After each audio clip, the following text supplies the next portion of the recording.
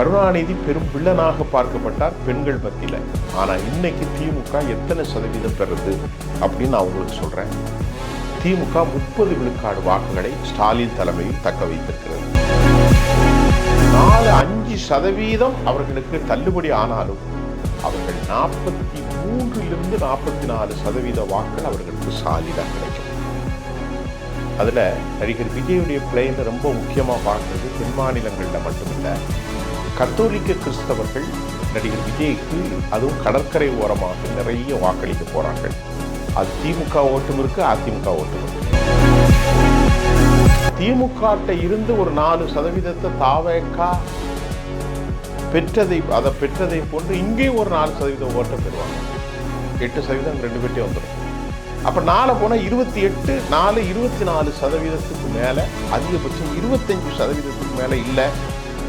திமுக 40%, தாவேக்காவுடைய 4, அரசுக்கு எதிரான ஆட்சிக்கு எதிரான மனநிலை 4. அப்போ அந்த ஓட்டு தாவேக்காவுக்கு, அதிமுகவிலிருந்து ஒரு 4 போயிடும். இப்போ 12% வாக்குகளை தாவேக்கா எதிர்ப்பாக பெறப்போகுது.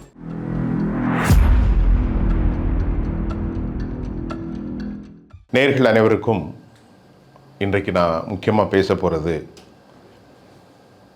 என்னன்னு சொன்னால், தமிழ்நாட்டில் கிட்டத்தட்ட கூட்டணிகள் முடிவாயிட்டு வேற கூட்டணிக்கு வர்றதுக்கு யாருமே இல்லை.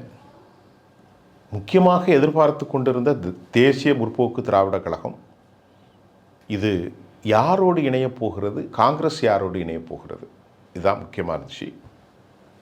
அந்த அடிப்படையில் தேசிய முற்போக்கு திராவிட கழகமும் திமுகவும் ஒருங்கிணைந்து தாங்கள் இந்த முறை திமுக கூட்டணியில் 2016 பழம் நழுகி பாலில் விழுவதற்கு 9.5 ஆண்டுகள் ஆயிருக்கிறது. கிட்டத்தட்ட 10 வருஷம் ஆயிருக்கு அப்படின்னு எடுத்துக்கலாம். இதன் மூலமாக தேமுதிகவுக்கு கிடைக்கும் நன்மை என்ன, திமுகவுக்கு கிடைக்கும் நன்மை என்ன அப்படின்னு பார்த்தா, வலுவான கூட்டணியை திமுக அமைச்சிருக்கிறதாக நான் ஒரு செப்பாலஜிஸ்டாக ப்ரிடிக்ட் பண்ணுறேன்.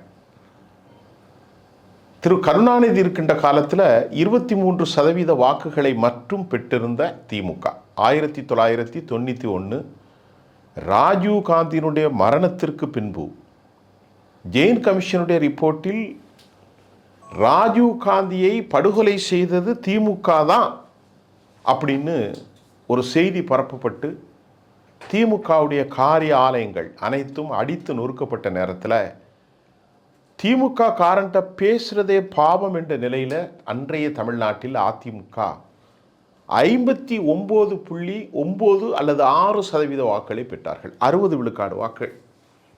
அன்னைக்கு திமுக அந்த அனர்த்தத்திலும் திமுக பெற்ற வாக்குகள் வெறும் 23%. இதுதான் பக்க திமுக வாக்கு. இது அப்படியே வச்சிரும்.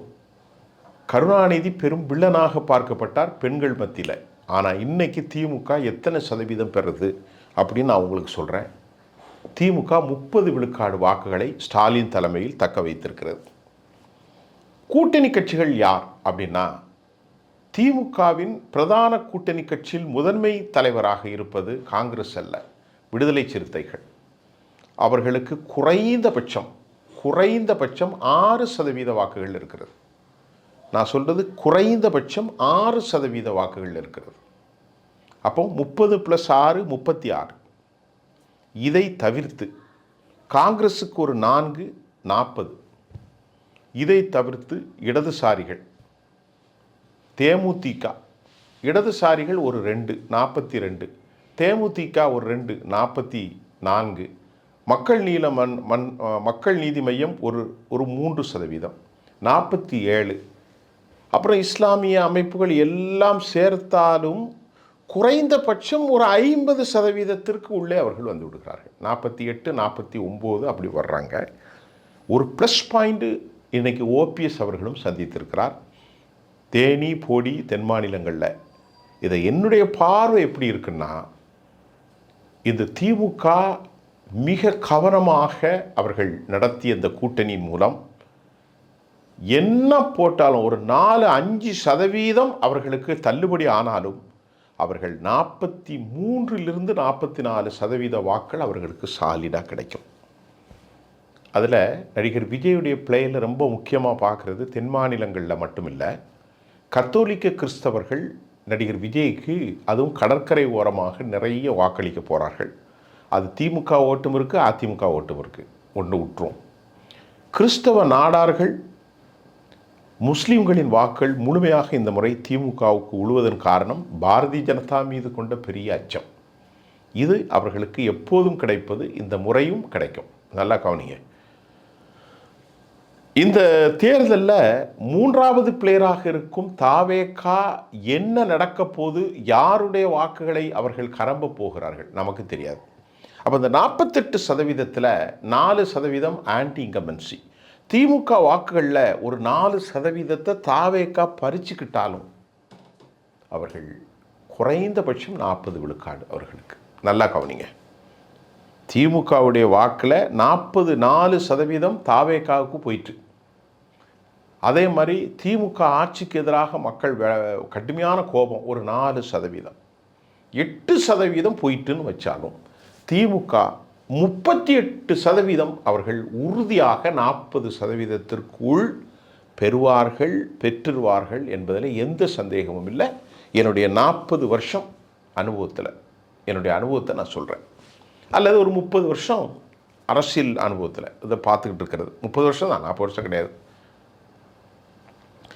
இப்போ நான் இதை சொல்கிறதுக்கு காரணம், அடுத்து நம்ம இதை பார்ப்போம். எடப்பாடி பழனிசாமி கடைசியாக பெற்றது 18 விழுக்காடு.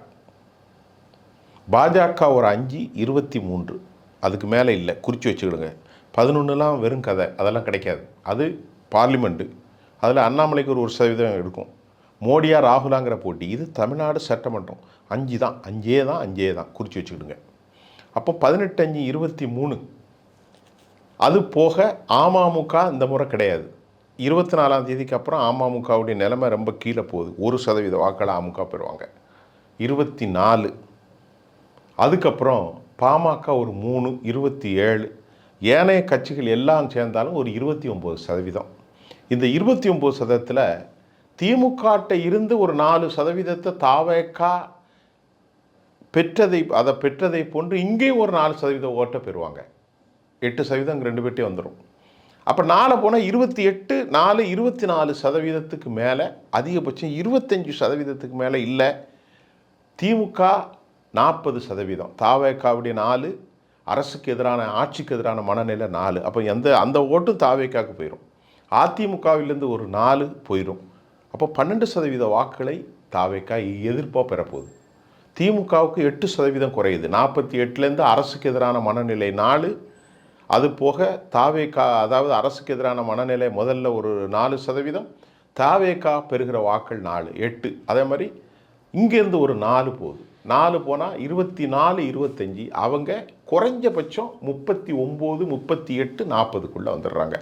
அப்போ எதிர்க்கட்சியான என்டிஏக்கும் திராவிட முன்னேற்ற கழகத்திற்கும் 14% வாக்குகள் வித்தியாசம் வரும். 12% வாக்குகள், 13% வாக்குகள், நான் துல்லியமாக சொல்லாட்டாலும் வித்தியாசம் கண்டிப்பாக வருது. தாவேகா 12, 13% இங்கிருந்து பெறும்போது ஏற்கனவே இருக்கிற புதிய கட்சிகள்கிட்ட இருந்து, அதாவது நாம் தமிழர்கிட்டருந்து ஒரு 1.5% பெற்றாலும் எல்லாம் சேர்த்து அவர்கள் ஒரு 15. அப்போ இது ஒரு 40, இது ஒரு 25, 65, அது ஒரு 15, 65 ஒரு 15, 80%. மீதி 20% மற்றவர்கள் அனைவரும் கொஞ்சம் கொஞ்சம் பெறக்கூடிய வாய்ப்பு இருக்கிறது. இதில் நான் சொன்ன கருத்து கணிப்பில் ஒரு 3-4% அங்கங்கே போகும். 84, 85 அப்படி இப்படி போகும். அதை தனியாக வச்சுக்கிடுங்க. இதுதான் இன்றைய தமிழ்நாட்டுடைய நிலையாக இருக்கிறது. இந்த ஓட்டத்தில் திமுக முன்னணி வைக்கிறது. ஆனால் திமுக மேலே ஏகப்பட்ட வெறுப்பு எல்லாமே இருக்குது. ஆட்சியில் இருக்கக்கூடிய வெறுப்பு, ஆட்சிக்கு எதிரான மக்கள் மனநிலை, இதெல்லாம் அவர்களுக்கு இருக்கிறது. அப்படி இருந்தாலும் அவர்கள் அதை நம்புவது இந்த 5000 ரூபாய் ஒரு பெரிய இம்பேக்ட் ஏற்படுத்தும் அப்படின்னு நம்புகிறாங்க. அது அவர்களுக்கு உண்மையான ப்ளஸ் பாயிண்ட்டு. 2வது, மாதம் 1000 ரூபாய் கொடுத்தது ப்ளஸ் பாயிண்ட்டு. அது தொடர்ந்து போகுது. இந்த முறை அதிகமான பேருக்கு கொடுக்க போகிறோம். நாங்கள் வந்தால் 2000 ரூபா தரணும் வேறு அறிவிச்சிட்டாங்க. இந்த அறிவிப்பில் எடப்பாடி அறிவித்தாலும் இதுதான் முன்னணியில் இருக்கும். நான் கையில் ஒரு 5000 கொடுத்துட்டாங்க, வந்தவுடனே ஒரு 4000 கொடுத்தாங்க. இப்போ மாதம் வேறு 2000 தர்றேன்னு சொல்கிறாங்க. மக்கள் நான் முதல்வர் அந்த திட்டங்கள், அப்புறமா மகளிர் உரிமை குழுக்கான திட்டங்கள், அது போக என்ன இந்த படிப்புக்கு ஒரு 1000 ரூபாய், இந்த மாதிரி சில விஷயங்கள்லாம் அவர்களுக்கு ப்ளஸ் பாயிண்டாக இருக்குது. முக்கியமான ப்ளஸ் பாயிண்ட்டு தமிழ்நாட்டில் கட்டமைப்புகள் அவர்களுக்கு உறுதியாக இருக்கிறனால அந்த பூத் கமிட்டிலையும் ஆட்களை கையை பிடிச்சி கொண்டு போவாங்க. அதில் விஜய்க்கு இல்லை. அதில் அதிமுகவுக்கு இருக்கிறது, திமுகவுக்கு இருக்குது, நடிகர் விஜய்க்கு இல்லை. ஆனால் விஜய் வந்து நம்ம இப்போ சொல்ல முடியாத காரணம், ஒரு 10,000 50,000 1,00,000 பேர் கூடுறதை வச்சுலாம் ஜெயிப்பார்னு சொல்ல முடியாது. ஆனால் திமுகவுக்கு எதிரானவங்க விஜய்க்கு தான் போடுவாங்க. ஏன்னா அதிமுகவுக்கு போட மாட்டாங்க. அதிமுக இந்த முறை ஓபிஎஸ் உடைய பெரும் கோபத்தில் இன்று காலை ஓபிஎஸ் முதலமைச்சர் சந்திச்சுக்கார். அதுவும் அவருக்கு எதிர்பாயிண்டு. வருகிற 24ஆம் தேதி அதிமுகவினர்களால் ரொம்பவே மதிக்கப்படுகிற திருமதி சசிகலா அவர்களுடைய அறிவிப்பு வரப்போகிறது. அதுவும் அதிமுகவுக்கு பெரிய இழப்பாக மாறப்போகிறது. ஆக வலுவிழந்த நிலையில் என்டிஏ கூட்டணி, வலுவான நிலையில் திமுக கூட்டணி பயணிக்கிறது என்பதுதான் என்னுடைய கருத்து. மீண்டும் அடுத்த செய்திகளோடு உங்களை சந்திக்கின்றேன். நன்றி.